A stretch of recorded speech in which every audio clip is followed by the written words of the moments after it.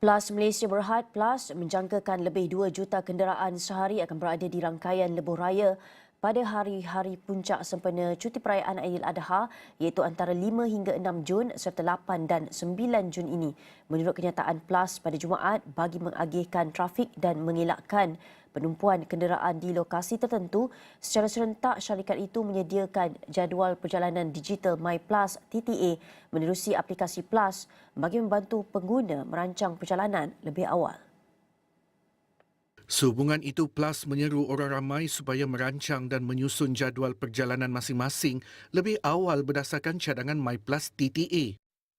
Ia terutamanya bagi perjalanan pulang ke kampung halaman dari Lembah Kelang antara 5 hingga 7 Jun serta perjalanan pulang semula ke Lembah Kelang antara 8 hingga 10 Jun selepas bercuti sempena Aidiladha.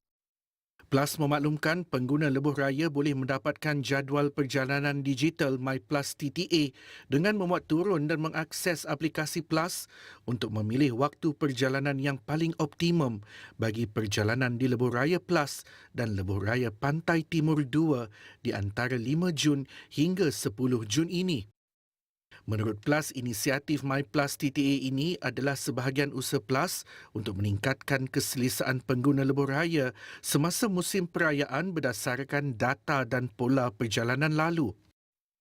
Bagi melancarkan aliran trafik sempena perayaan, Plus akan mengaktifkan Smart Lane di 30 lokasi tumpuan yang boleh dikenal pasti melalui lampu hijau berkelip dan papan tanda khas.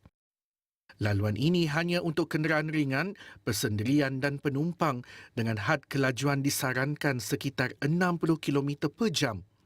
Sepanjang tempoh 5 hingga 9 Jun, tiada penutupan lorong untuk kerja penyelenggaraan akan dilakukan kecuali bagi kes kecemasan, kemalangan atau pembaikan kritikal.